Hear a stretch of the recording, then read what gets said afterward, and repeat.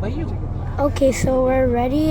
We are at Amish Experience in Pennsylvania. We are ready to drive. Just a few more minutes left. We are going to drive to the countryside. This is my 19th season with this company as a tour guide. I do it in retirement, 5 to 7 days a week. I'm retired from Hershey Foods and the Hershey Candy Company. I'm a chocoholic, and this was free. You could eat as much as you wanted, you just couldn't take it home with you. And it took me 12 years just to get an interview with Hershey, because that's where I really wanted it, because I really am a chocoholic. In the Amish world, and this will be interesting because I suspect all of you are originally from outside this country. In the Amish world, if you are not Amish, you are English. It doesn't matter where you're from. Japan, Belize, Portugal, Sweden, they just use that term to mean not Amish. And all of the tour guides and all the tour companies in this area will use the term English to mean not Amish. When I got into this business 19 seasons ago, all these Amish people were saying, once I met them, will you take me here, take me there, because they're not allowed to drive cars and they're not allowed to fly airplanes. Will you take me here, take me there, I'll be glad to pay you. Well, that translates into being an Amish taxi driver, and to do it legally, you've got to go through an approval process with the Public Utility Commission. It takes about 120 days and a whole lot of money to get approved. So I did that, but 80% of the taxi drivers are illegal.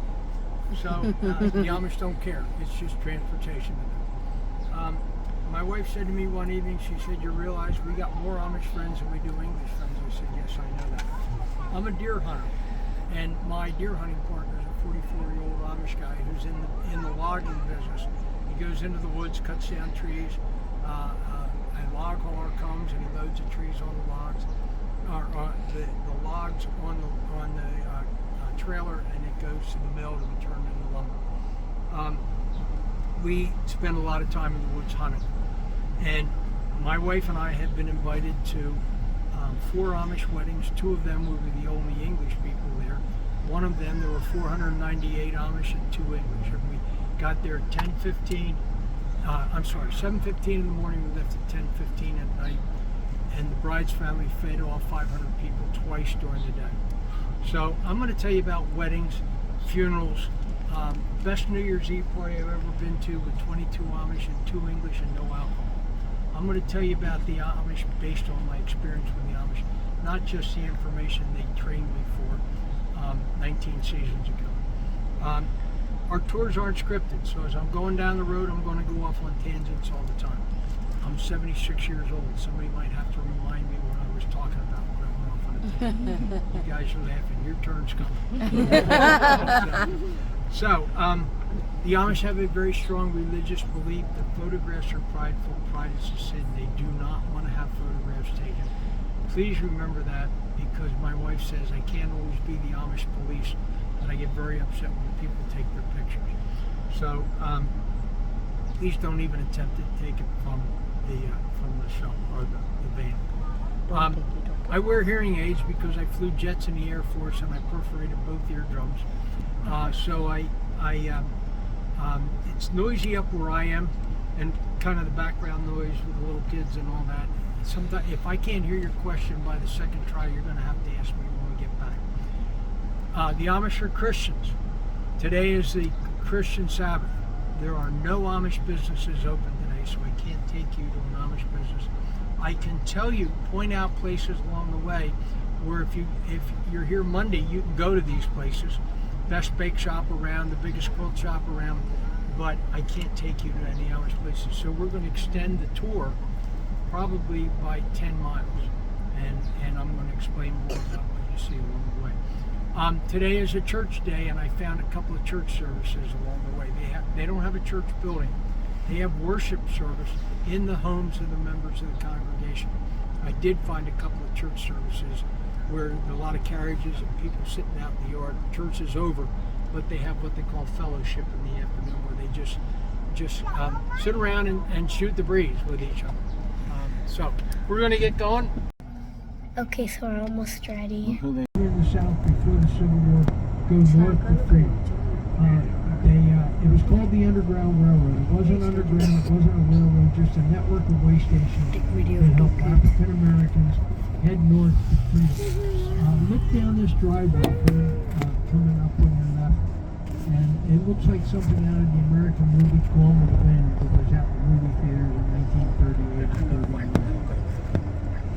About 3 years ago, an Amish family bought it, and they're turning it into an English event venue where it looks like they might be having church back there because I can see some white capes and aprons. But they rent it out to people who want to have reunions and weddings and things of that nature. So if there's an economic opportunity, the Amish are the best capitalists you'll ever meet. They'll take advantage of it. We're going to make a right-hand turn here. And I'm sure these boys are going to feel relieved. I think they thought I was stalking them. Notice the solar panels on the roof with company trucks. That's an Amish business. And what they do is they hire English people to drive the company trucks because they don't drive. Inside, you can tell you the Amish don't use senior person. Here's an exception. Right there by the corner of this side, this end of the porch, there's an electric meter. The family that used to live here had a daughter who was born in Turkey. She needed a respirator and air conditioner in order to survive. They got permission from the bishop to have AC electricity in the house for those devices.